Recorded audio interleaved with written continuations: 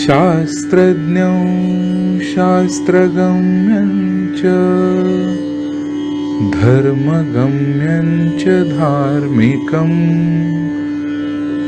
निस्संगं सकलाधारं भक्तं स्वात्मरतं तथा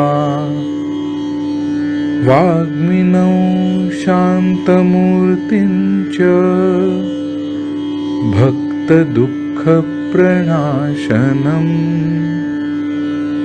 योगिनं माधवानन्दं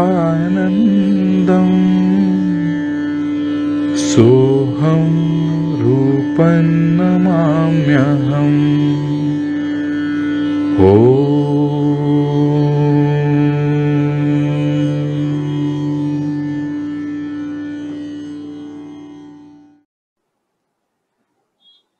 वंदे गुरूणां चरणारविंदे संदर्शित स्वात्मसुखावबोधे जनस्य ये जांगुलिकाय माने संसार हालाहल मोह शांते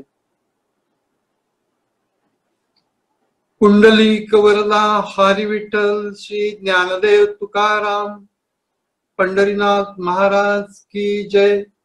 जगद्गुरु श्री ज्ञानेश्वर महाराज की जय। जगद्गुरु श्री तुकाराम महाराज की जय। परमहंस सद्गुरु स्वामी स्वरूपानंद महाराज की जय। परमहंस सद्गुरु स्वामी माधवनाथ महाराज की जय। सर्व संतन की जय। जय जय रघुवीर समर्थ। जय जय आचार्य समस्त सुरवर्या प्रज्ञा प्रभात सूर्या सुखोदया। ज्ञानेश्वर महाराजांचं जे नमन त्याच्यामधली अगदी एका अध्यायातली सुरुवातीची ओवी आहे आणि त्याच्यामध्ये प्रज्ञा या शब्दाचा अर्थ ज्ञानेश्वर महाराजांनी जो केलेला आहे तो जर का बघितला तर लक्षात येतं की प्रज्ञा प्रभात सूर्य असं का म्हटलेलं आहे। शब्द अर्थ सारज्ञा, शब्द त्या शब्दाचा अर्थ आणि त्याच्यामधनं घ्यायचं सार हे जाणणारे, शब्द अर्थ सारज्ञा, देखणी पै प्रज्ञा, देखणी म्हणजे फार चांगलं पाहू शकते अशी।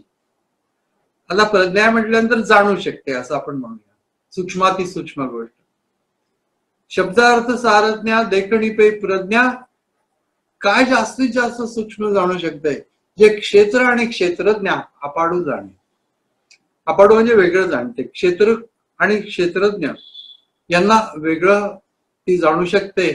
अशा प्रकारचं प्रज्ञेचं महत्व ज्ञानेश्वर महाराजांनी एका व्याख्येतून प्रगट केलं। ही प्रज्ञा तिचा सूर्य, तिची प्रभात व्हावी म्हणून जो सूर्य, सूर्य हे सद्गुरु, प्रज्ञा प्रभात सूर्य, प्रज्ञेची प्रभात करणारे सूर्य, साधकाच्या अंतक करणारे, अशा प्रकारच्या प्रज्ञेची प्रभात करणारा सूर्य, त्याबरोबर नुसता सूर्योदय नाही, सुखोदय आहे, सुखाचा उदय आहे। सच्चित सुखम असं म्हटलेलं आहे, त्या सुखाचा उदय, सुखोदय। फार सुंदर प्रगटीकरण ज्ञानेश्वर महाराजांनी कित्येक ठिकाणी केलंय। सद्गुरूंच्या बाबतीमध्ये बोलताना महाराजांना ऐकावं, म्हणजे सगळ्याच संतांना वस्तुतः महाराजांनी म्हटले, जे लळे यांचे लळे सरती, मनोरथांचे मनोरे पुरती, जरी माहेरे श्रीमंत होती तुम्हा ऐसी।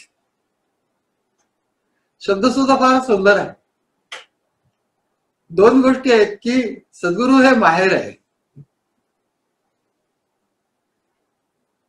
आणि श्रीमंत माहेर आहे. कसली श्रीमंत आहे? योग विभव भांडार, योग संपत्तीचं भांडार, त्याने श्रीमंत आहे. त्याचं वर्णन करताना, शिष्याचा त्याच्याबद्दल असलेला भाव प्रकट करताना महाराज असं म्हणतात, नातरी बालक बोबडा बोली का वाकुडा विचुका पाऊली. तो बोलताना बोबडा बोलतोय, त्याच्यानंतर कसं कसं चालतोय, म्हणजे नुकतंच चालायला लागलेलं मूल आहे. वाकुडा विचुका पाऊली, पण आई असं म्हणत नाही, नीट पावलं टाक, ते चोज करोली माऊली रिझे जेवी. ती जशी संतोष पावते त्याच्या त्या बोबड्या बोलांचं कौतुक करते, आणि त्याचं कौतुक फार असतं, छान पण वाटतं ते. लहानपणापासून जर का एखादा मुलगा स्पष्ट बोलायला लागला असं वाटेल भूत लागलंय का काय. पण त्याचं जे बोबडं बोलणं असतं ते कसं तरी सांगणं असतं, प्रेझेंटेशन करणं असतं, त्याला जे काय म्हणायचं त्याचं, त्याचे जे हावभाव असतात, तशा प्रकाराने शिष्याचं सद्गुरूंच्या पुढे होत असत.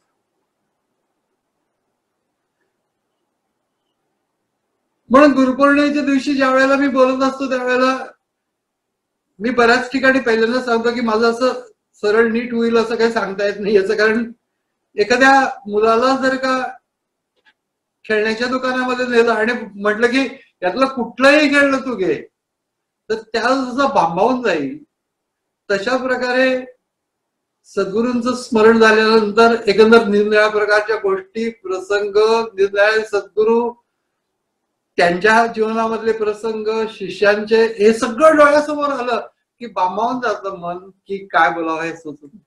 गुरुपौर्णिमेच्या कार्यक्रमामध्ये नेहमी असं होत. बालक बापाची ताटी रिगे रिगोली बापा त्याची जेवू लागे. लहान मुलं ते बापाच्या ताटामध्येच बसते जेवायला, आणि का एक एक घास बापाने मुलाला भरवायचं, त्याच्याऐवजी मुलंच बापाला घास भरवायला लागतं. पण त्यामुळे तर बाप रागवत नाही की तो संतोषेनी वेगे मुखची ओढवी, म्हणजे पण त्याला संतोष वाटतो आणि तो तोंड पुढं करतो. तशा प्रकारचं माझं बोलणं आहे आणि सद्गुरू आहे. ज्ञानेश्वर महाराजांच्या एकंदर सगळ्याच वाङ्मयामध्ये, आणि विशेषतः सद्गुरूंच्या बद्दल ज्यावेळेला ते बोलतात त्यावेळेला असं काही बहर आलेला असतो की असं वाटतं की आपण नाही पुऱ्या पडू शकत, हे जाणायला सुद्धा. आणि ह्याच्यात एक सौम्यता आहे, दररोजच्या व्यवहारातली गोष्ट आहे. बापाला मूल जेवू घालताय, हा हे ज्या वेळेला ओवी येते त्यावेळेला मला नेहमी प्रसंग आठवतो की बाबा बेलसरे महाराज, म्हणजे केशवराव बेलसरे, कुठं सहसा जायचं नाही, परंतु स्वामीजींच्या साठी म्हणून ते आलेले होते आणि ते प्रवचन पण केलं. आणि ते प्रवचन केल्यानंतर करण्याच्या अगोदर ते म्हणले की स्वामींच्या समोर बोलायचं म्हटल्यानंतर मुलाली बापाच्या तोंडामध्ये घास भरण्यासारखं आहे, म्हणजे या ओळीचाच आधार आहे त्याला. त्यांची आठवण नेहमी असते मला, कारण की अनेक वेळेला अनेक प्रसंग झालेले आहेत बाबांच्या बरोबर. मी मालाडला जात असते त्यांचं प्रवचन ऐकण्यासाठी, जेव्हा तिकडच्या भागामध्ये जात असते त्यावेळेला. आणि एकदा प्रवचन झाल्यानंतर मला ते घरी घेऊन गेले तिकडे, आणि म्हणलं स्वामींचं प्रवचन म्हणजे प्रवचन, माझं प्रवचन म्हणजे आजीबाईच्या गोष्टी. आता मी बोलणार काय, तेव्हा एकदम तोंडातून आलं की पण आम्ही बाळ आहोत ना, त्यामुळे आजीबाईच्या गोष्टी या आम्हाला प्रिय आहेतच. त्याच्यावरती खूप संतोष व्यक्त केला बाबांनी. या एक्सप्रेशन्स वरती.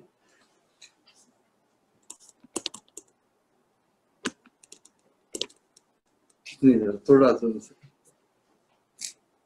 किंचित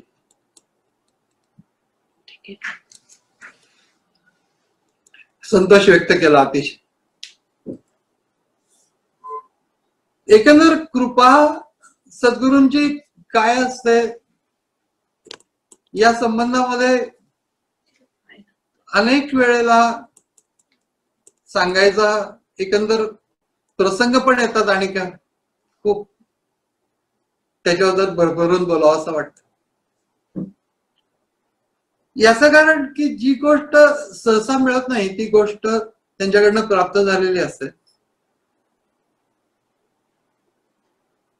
मुख्य गोष्ट म्हणजे नाना सद्विद्येचे गुण आणि त्यावरील कृपाळूपण हे मुख्य सद्गुरूचे लक्षण जाणीवे श्रोते. कृपा म्हणजे अशा प्रकारची कृपा की शिष्य हा परिपूर्णतेला आलेला नाहीये म्हणून तर तो शिष्य आहे. आणि त्या स्थितीमध्ये ज्या वेळेला शिष्य असतो गुरूंच्याकडे जात असतो त्यावेळेस ते त्याची अपूर्णता जाणून घेत असतात की अपूर्णता असणारच आहे. पण त्या अपूर्णतेची त्याला जाणीव करून न देता जो व्यवहार घडतो गुरु शिष्य संबंध हा अशाच प्रकारचा की शिष्याला गुरु घडवत घडवत घडवत नेत असतात त्याच्या नकळत. म्हणून कृपा जी आहे ती त्यांची जागृत करायला लागत नाही ती सततच जागृत असते. ज्ञानेश्वर महाराजांनी याच्यावर सुद्धा फार सुंदर दृष्टांत दिलाय की ती कृपा काही अशा रीतीने वाढवत न्यावी जागृत करत न्यावी अशा प्रकारची काही नसते. तर त्याला त्यांनी म्हटलेलं आहे सांगण्याची काही आडी घालायला लागत नाही आणि पिकवायला लागत. अशा कल्पना करणं भव्य कल्पना संबंध आकाशामध्ये या चांदण्यांची आडी घातलीये का असा प्रश्न निर्माण केला. इतकी भव्य कल्पना आहे की चांदण्यांची आडी घालून त्यांना पिकवणं. तसं सद्गुरूंच्या बाबतीमध्ये ते कृपा त्यांची पिकवत बसायला लागत नाही ती आपोआपच असते सहज असते. ती गृहीतच आपण धरत असतो आणि धरावी देखील. ते वाट कृपेची करीतो दिशाचे स्नेह भरितो जीवातळे अंतरितो आपुला जीव. प्रत्येक ओवी ओवीच्या मध्ये किंवा अनेक ओव्यांच्या मध्ये असं आपण म्हणूया की निरनिराळ्या आठवणी दडलेल्या आहेत. तसंच हे वाट कृपेची करीतो याच्या पाठीमागे एक प्रसंग आहे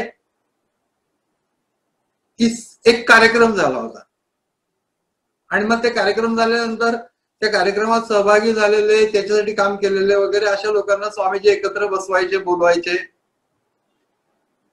थोडस काहीतरी फराळाचं वगैरे असायचं. एका कार्यक्रमामध्ये मी पण सहभागी अशा रीतीने झालेलो होतो त्यावेळेला मी पण गेलेलो होतो आणि माझ्या अपार्टमेंट मध्ये आम्ही बसलो होतो. मग इकडं तो हॉल आणि समोरच पलीकडे गेलं की स्वामींचा निवास. तर त्या कार्यक्रमामध्ये आम्ही बसलो तिथे. आता तो काही प्रवचनाचा कार्यक्रम नाही किंवा काही नाही. स्वामी थोडस काहीतरी बोलले वगैरे विशेष काही नाही. आणि मग त्याच्यानंतर सगळ्यांना फराळाचं दिलं. आता स्वामींच्या समोर फराळाचं खाक करून बसणार आणि चक्क स्वामीजींनी सगळ्यांना आशीर्वाद दिले उठले आणि आशीर्वादाचा हात करून ते घराकडे गेले. तेव्हा मी एकदम उत्कारलो की ते वाट कृपेची करीतो. सगळ्यांना खूप आवडलं की ते जर का तिथं थांबले तर कुणाला नीट अशा रीतीने ते खाणं सुद्धा जमलं नसतं.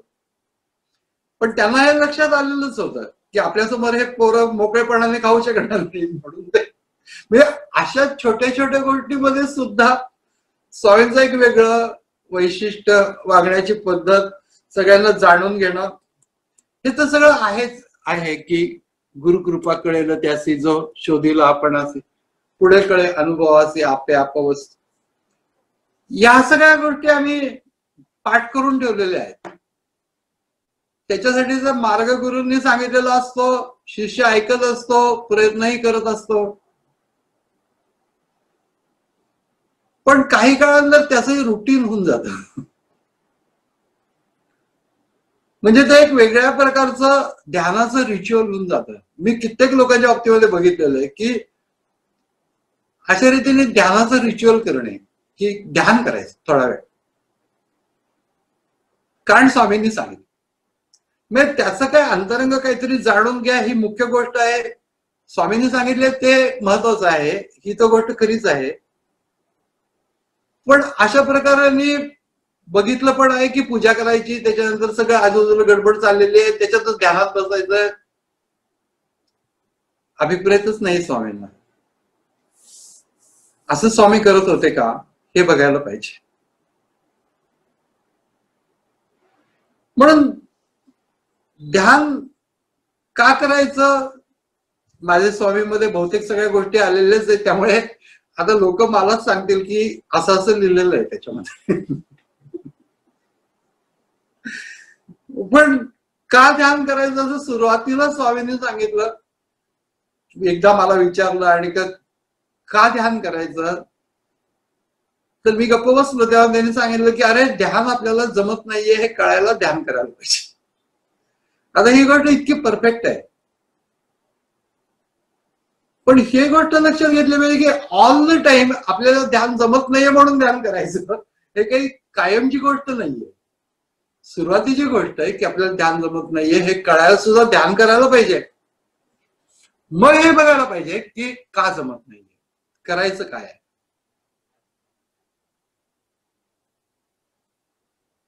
पण ते इतकी गडबड असते सगळ्या गोष्टीच्या मध्ये, कुठेतरी ते ध्यानाचं बसवायचं आणि ते करायचं. धारणा जर का सतेज झालेली नसेल तर आपण त्याच ठिकाणी जाऊन परत येतो, त्याच ठिकाणी जाऊन परत येतो. त्याच्या पलीकडे जायचं आहे, तो भाग काय आहे, त्यातलं सूक्ष्म काय आहे. समर्थांनी असं म्हटलं की मायादेवीच्या धांदली सूक्ष्मी मन कोण घाली. मायादेवीची धांदल सगळीकडे चालली आहे, त्यामुळे सूक्ष्मामध्ये मन घालायला कोणाला वेळच नाही.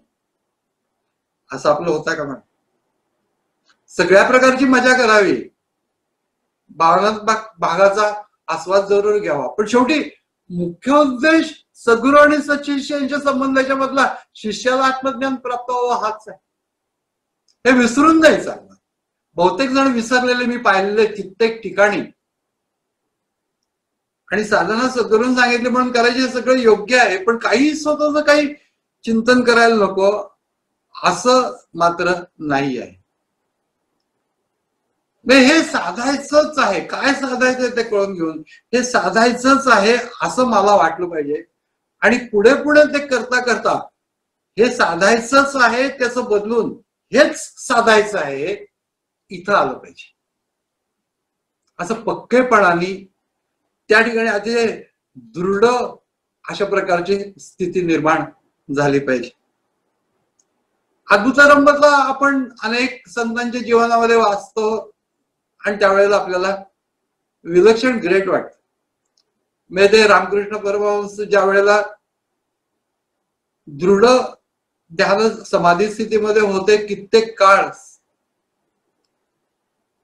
6 महिने तोंडामध्ये कुणीतरी तोंड उघडून आतमध्ये अन्न घालायला लागायचं किंवा काहीतरी पाणी पिणी जे काही घालायला लागायचं, अशा प्रकारच्या अवस्थेमध्ये होते. रमण महर्षींचं पण तसंच होतं. सुरुवातीच्या काळामध्ये ज्या वेळेला ते गेले अरुणाचलाला त्यावेळेला तिथे पण अशाच स्थितीमध्ये होते, ध्यानमग्न स्थितीमध्ये. आणि त्यांना सुद्धा अशाच प्रकाराने अन्न किंवा तीर्थ काहीतरी त्यांच्या तोंडात घालायला लागायचं, अशा अवस्थेमध्ये होते. ही सगळी अद्भुत रम्यता आपण जरूर वाचावी. पण आपण जनरली काय असतं की ज्या वेळेला सिनेमा पाहत असतो त्यावेळेला प्रत्येक माणसाला तो आवडतो याचं कारण की प्रत्येक जण मुख्य नटाच्या ठिकाणी आपण आहोत अशी कल्पना करतो. त्याच्या प्रकारचं आहे हे. If I were a king, पूर्वी निबंध असं लिहायला सांगायचे, if I were a king. एका शाळेमध्ये निबंध लिहायला सांगितलं होता, if I were a millionaire. त्या काळामध्ये त्या मिलियनियरचं महत्व होतं.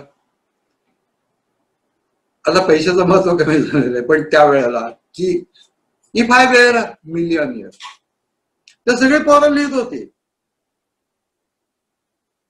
एक मुलाने एकच वाक्य लिहून गप्प बसला होता. ते शिक्षक आले त्याच्याजवळ की तू गप्प का बसलायस, एक काहीच लिहिलं नाही, बघू काय लिहिलं. त्याच्यावर लिहिलं होतं, I am waiting for my secretary to run. मी जर का मिलियनियर असेल तर मी सेक्रेटरी माझा लिहिणार, मी कशाला लिहित बसेल. अशा प्रकारे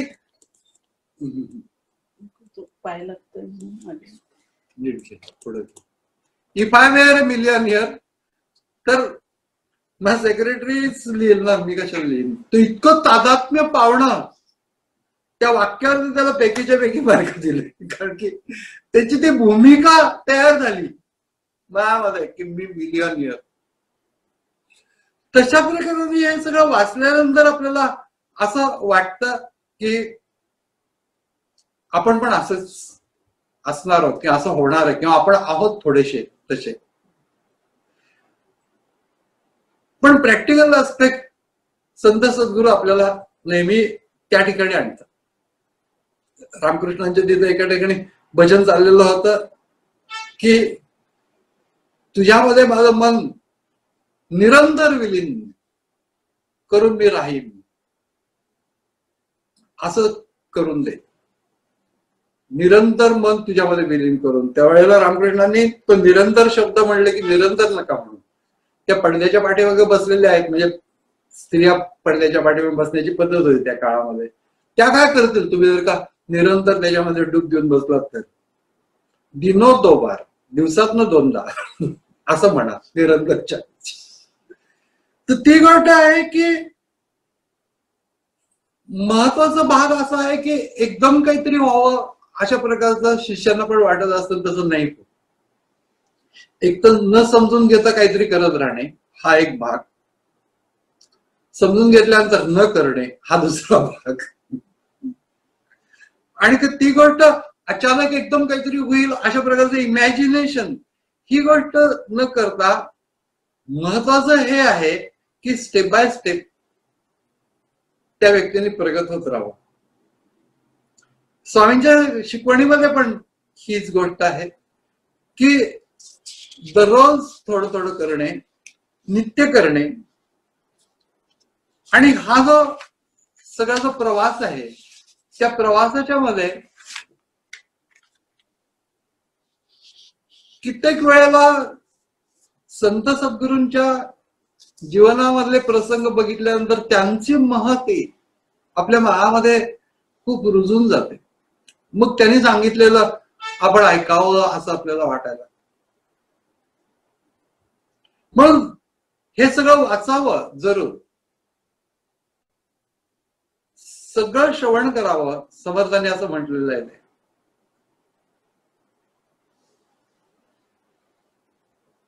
अद्भुत तर असतेच असते, कित्येक ठिकाणी असते ती.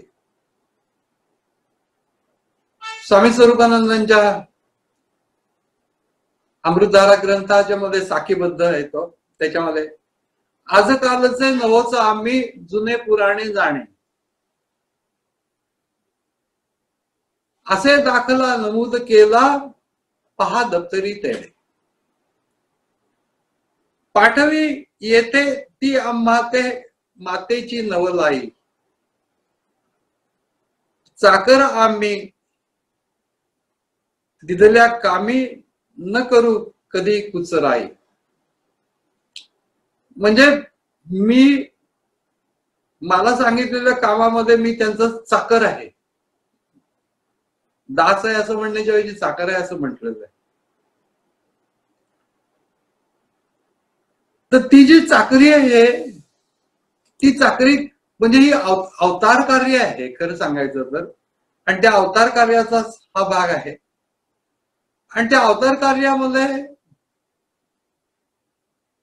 अशा प्रकारचं प्रगटीकरण झाल्यानंतर बामपरांचे होते, त्यावेळेला ते चिकित्सक होते ते, तर त्यांनी एक दिवस विचारलं स्वामींना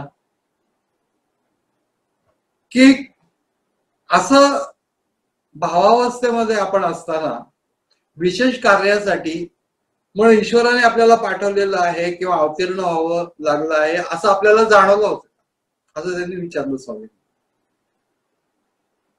तेव्हा स्वामी असं म्हणाले की भावावस्था तेव्हा सततच होती, पण हा जो प्रश्न आहे की आम्हाला पाठवलं होतं का, अशा प्रकारचं जाणवलं होतं का, या प्रश्नाला त्यांनी असं उत्तर दिलं, काही गुढे ही गुढेच राहायची, त्याच्याबद्दल काही विचार करू नये, ती गुढच गोष्ट आहे. पण अशा गोष्टी संतांच्या चरित्रामध्ये जरूर असतात. स्वामी इथं असताना, पुण्यामध्ये असताना असं सारखे आळंदीला जात होते वगैरे, असं कधी झालं नाही. त्याच्यावरून पण त्यांना असं विचारलं गेलेलं होतं की रामकृष्ण ज्या वेळेला एकदाच बाहेर पडले होते काशी यात्रेला, त्यांना मथुर बाबूंनी नेलं होतं, त्यावेळेला ते गयेला गेले नाहीत, कारण की ते मूळ स्थान तिथे त्यांच्या वडिलांना दृष्टांत झाला होता. तर हे अवतरणार आहेत गदाधर, म्हणजे त्यावेळेचं त्यांचं नाव पहिलं. पण तिकडं गेलं तरी ते गयेला गेले नाही, त्याचं कारण मूळ स्थानी गेल्यानंतर कदाचित परत येणार झालंच नसतं. हीच गोष्ट स्वामी आळंदीला गेले नाहीत या बाबतीमध्ये होती का काय, असा प्रश्न विचारल्यानंतर स्वामीने असं उत्तर दिलं की काही प्रश्न अनुत्तरितच राहायचे. हा सगळा जो गूढ भाग आहे, हा सगळा गूढ भाग, म्हणजे तसं बघितलं तर प्रतिज्ञानेश्वर असं ज्यांना म्हटलं जातं ते सारखे आळंदीची वारी करत नव्हते, पण ते कायाही पंढरी आत्मा हा विठ्ठल, तिथं ती वारी करत होते. अशा प्रकारची जी अवस्था आहे ती अवस्था त्यांनी शिकवली. गूढ काही त्यांच्या जीवनामध्ये असतात, सद्गुरूंच्या जीवनामध्ये आनंद प्रसंग असतात, आपण त्याच्याने आकर्षित पण होतो, परंतु सांगितलेली गोष्ट तर करा असं अपेक्षा आपल्याकडनं सद्गुरूंची आहे. पंत महाराजांच्या एकंदर गुरु परंपरेमध्ये त्यांच्या अगोदर शिष्य म्हणजे ते अरण्यच होता आणि त्या ठिकाणी असं म्हणत फिरत होता, एक पद म्हणत फिरत होता की जेवीन म्हणतो पण कोणी वाढणारच भेटत नाही. आणि त्याच वेळेला तिथं गुरु बाजूला होते. योगायोग असतो काही काही वेळेला, तर त्यांनी ते गाणं सुरू केलं की जेवीन म्हणतो पण कोणी वाढणारा भेटत नाही. त्यावेळेला यांनी तिथून गाणं सुरू केलं, वाढीन म्हणतो पण कोणी जेवणारा भेटत नाही. आणि मग गुरु शिष्यांची भेट झाली, गुरु शिष्यांच्या गोष्टी, त्याप्रमाणे त्या ठिकाणी त्यांना त्या आत्मज्ञानाचा मार्ग सांगून मोकळे झाले आणि त्याचा लाभला. पुढे त्यांनी ते सगळं आत्मसात केलं. हे सगळ्या गोष्टी जरी का झाल्या तरी देखील वाढणारा मिळाला आणि त्याने वाढलं तरी जेवणारा घासघासच खाईल की नाही, का सगळंच्या सगळं एकदम खाईल. त्यामुळे ते साधकाला काही जमत नसतं की घासघास रोज खायचा आहे. नित्य निरंतर हे शब्द त्याला आवडत नाहीत. गुरुपौर्णिमेला तुफान ध्यान करू, आता तुफान आणि ध्यान हे शब्द एकमेकांच्या जवळ येत नाहीत. आणि मग पुढे काय करायचं ठरवून जावं, गुरुपौर्णिमेला तुफान ध्यान, त्याच्यानंतर मध्ये काही नाही, परत पुढच्या गुरुपौर्णिमेला तुफान ध्यान. या सगळ्या गोष्टींनी ती गोष्ट सिद्ध होत नाही. म्हणून गुरुपौर्णिमेच्या दिवशी आम्ही ही प्रेरणा जरूर घेतो की आम्ही अंतरंग प्रवास करत राहू, तत्वस्पर्शी होऊन राहू. आणि रोज केव्हा तरी हो असं नाही, रोज व्हायचं आहे. समजून घेतलं, धारणा सतेज झाली, स्ववरती केंद्रित करता आलं, कामच झालं. विचार करायचा नाही की असे त्या अवस्था कशाला त्याचा विचार करायचा, अशा गोष्टींचा विचारच करायचा नाही. आपल्याला जे समजलेलं आहे ते धरून चालायला सुरुवात करायची. आपोआप प्रेरणा आतून विकसित होत जाते. पण नित्य साधना सगळ्या सद्गुरूंनी ही गोष्ट सांगितलेली की नेहमीच तुमचं जीवन आहे ते तसंच जगत राहा, चांगली कर्तव्य कर्म पार पाडत राहा, आनंदाने जगा. पण साधना तास दीड तास करायला पाहिजे, नाही तर त्या जीवनाच्या मध्ये एक प्रकारचा पोकळपणा निर्माण. तेच असतं. संसारिक गोष्टीच्या मध्ये रिपिटेशन सोडून काही नसतं, त्याच गोष्टी असतात. आवडतात आपल्याला, ही गोष्ट खरी आहे, पण तरी देखील ती गोष्ट काही अंतिम समाधान प्राप्त करून देणाऱ्या नाही. स्वामींचा एकांत जर का आपण बघितला, त्याच्यासाठी त्या काळामधली त्यांची ओढ, दुकानामध्ये जाऊन ध्यान करणे एकांतासाठी म्हणून, जवळच होतं घराच्या दुकानात, पण एकांतासाठी म्हणून दुकानात जाऊन ध्यान करत राहायचं रात्री. आपण असं म्हणून नाही आपलं कुठं दुकान आहे,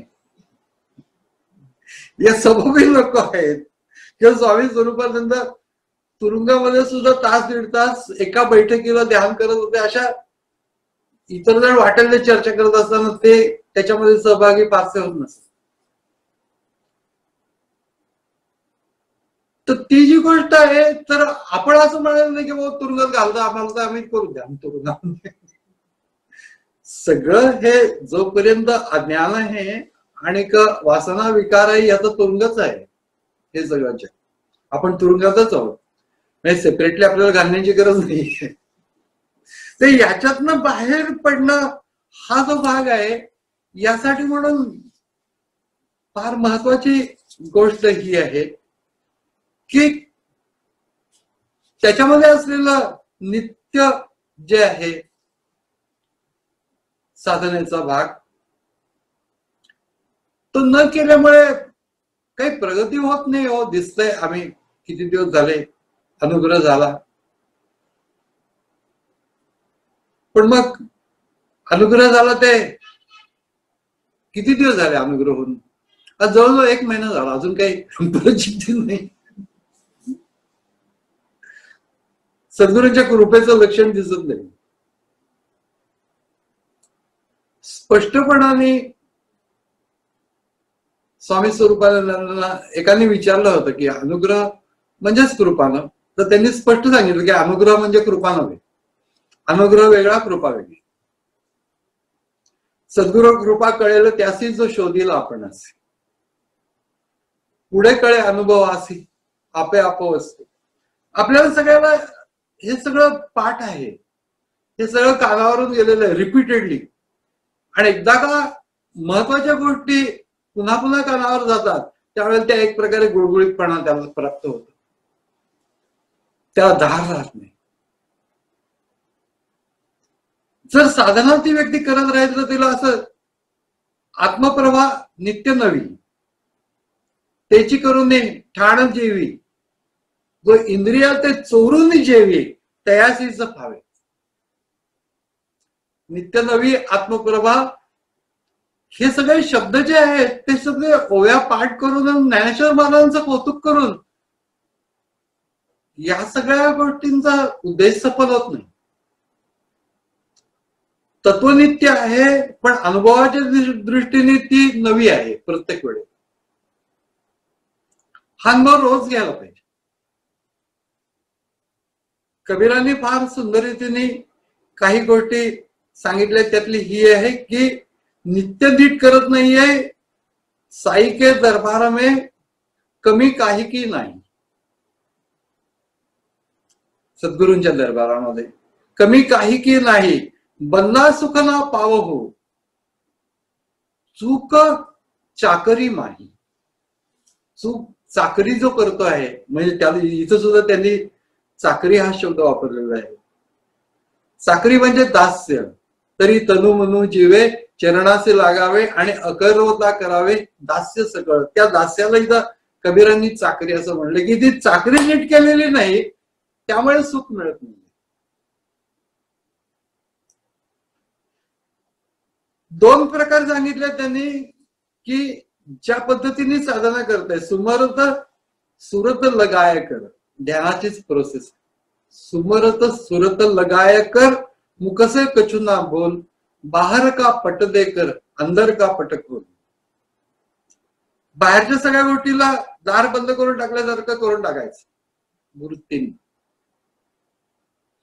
आतमधली स्थिती त्या ठिकाणी अवधान ठेवून स्वस्वरूपावरती अनुसंधान केंद्रित करणे. आणि नंतरची जी स्थिती आहे ती आहे की इतकं कर तू की ज्यामुळे व्यवहारामध्ये सुद्धा ते राहील. सुमिरण को सुद यू करो जो गागर पनहार. डोक्यावरती गागर ठेवलेली ती पाणी भरणारी बायका पूर्वीच्या, त्या चालताना हाले डोले सुरत में कहे कबीर विचार. ते चालताना हलताना गप्पा मारताना त्या बायका पाणी भरतला नदीवरून जातात आणि त्या जात असताना एकमेकींशी गप्पा मारत बोलत फिरत असतात. परंतु लक्ष सगळं वरचा तो जो घडा आहे तो कलंडणार नाही ना, याकडे असतं आतून. तशा प्रकाराने सगळे व्यवहार करत असतात. सुमिरण को सुद यू करो जो गागर पनहार, हाले डोले सुरत में आनंद करा कहे कबीर विचार. की त्याच्या अंतस्थ गोष्ट काय आहे, लक्ष तिचं तिकडं आहे. तशा प्रकारे आमचं सगळा जीवन व्यवहार हाले डोले सुरत में यामध्ये असू देत, परंतु अवधान मात्र स्वरूपावरती असायला पाहिजे. ती स्थिती जास्ती बळकट कशी होईल हे बघायला पाहिजे.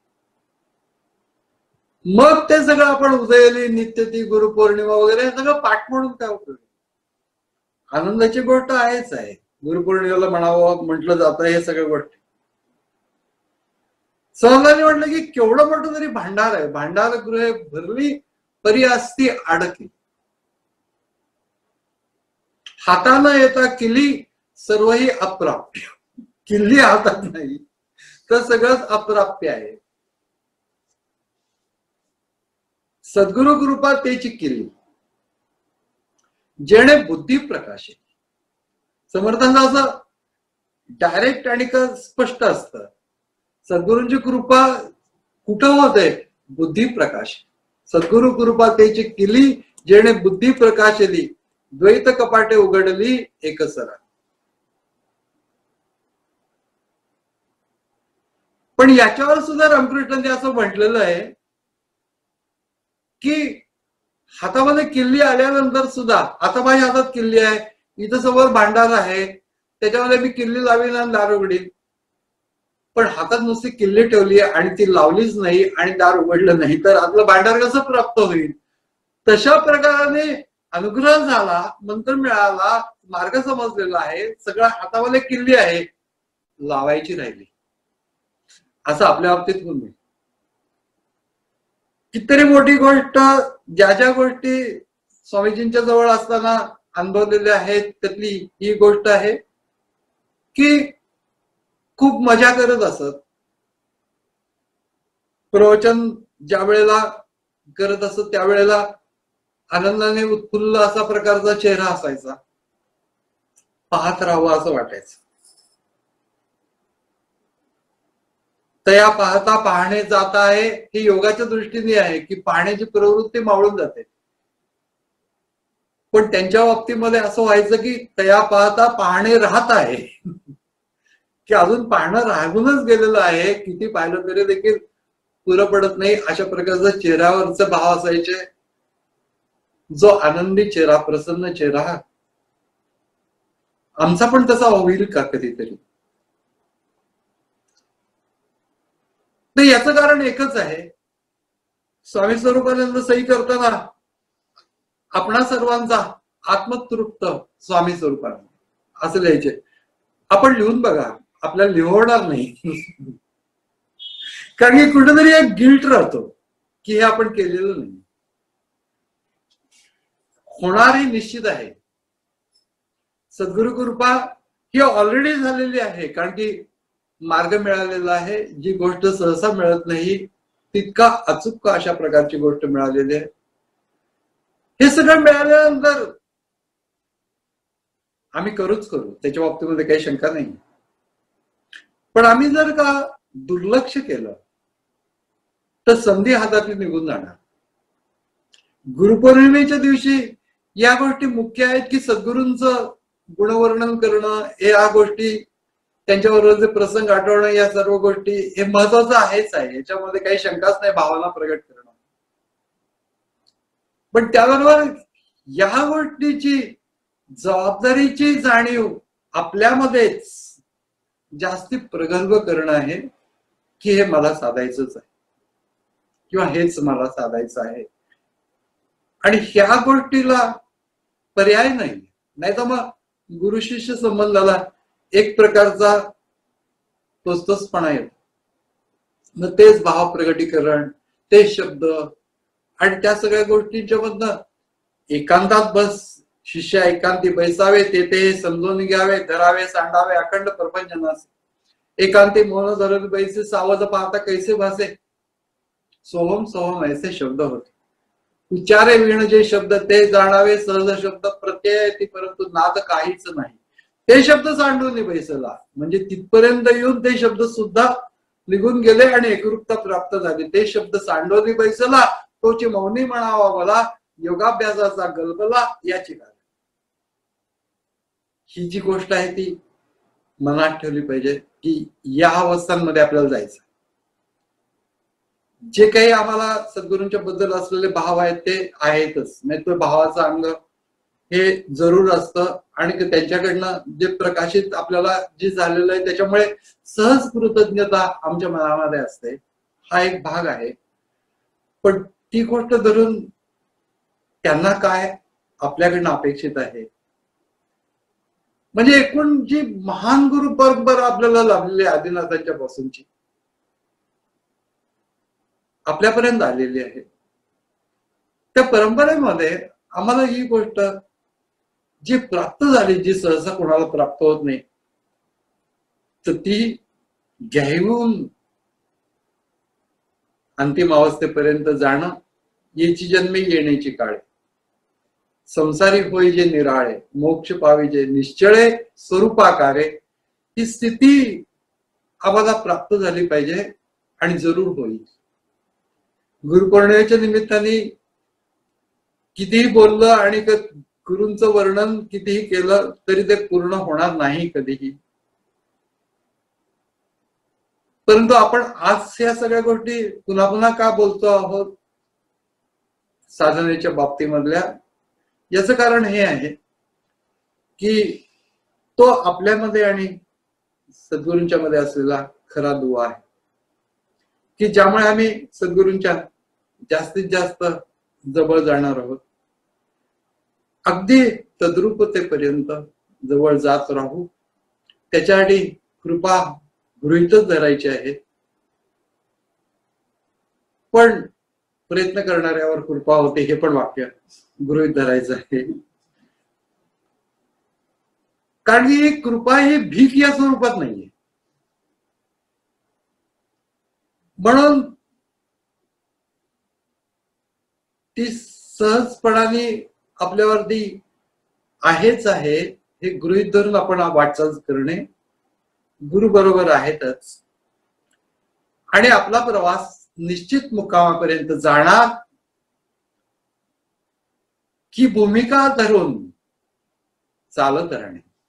गुरुपौर्णिमेच्या दिवशी जे काही बोलणं होतं ते सगळं स्वामींच्या चरणी अर्पण असतं. त्यानुसार हे बोलणं त्यांच्या चरणी अर्पण करून सर्व साधकांना भाऊसाहेब महाराजांनी पत्र दिलं होतं की त्यांच्या शिष्याला की नेमाविषयी प्रार्थना म्हणजे गुरु शिष्याला पत्र लिहित आहेत नेमाविषयी प्रार्थना फार फार फार आहे असं त्यांनी लिहिलं होतं. त्याप्रमाणे आपल्या गुरूंनी आपल्यापर्यंत आणून दिलेलं आहे. आणि त्याच्यानंतर ते यासाठी आहे की ज्या स्थानी ते गुरु आहेत आंतरिक रीतीने त्या स्थानी आपण ते आपली वाट पाहत आहेत, आपण जरूर त्यांच्याकडे जाऊ. हरिओम तत्सत. सच्चिदानंद पुंडलिक वरदा हरी विठ्ठल श्री ज्ञानदेव तुकाराम पंढरीनाथ महाराज की जय. जगद्गुरु श्री ज्ञानेश्वर महाराज की जय. जगद्गुरु श्री तुकाराम महाराज की जय. परमहंस सद्गुरु स्वामी स्वरूपानंद महाराज की जय. परमहंस सद्गुरु स्वामी माधवनाथ महाराज की जय. सर्व संतन की जय. जय जय रघुवीर समर्थ. नमितो योगी थोर विरागी तत्वज्ञानी संत तो सत कविवर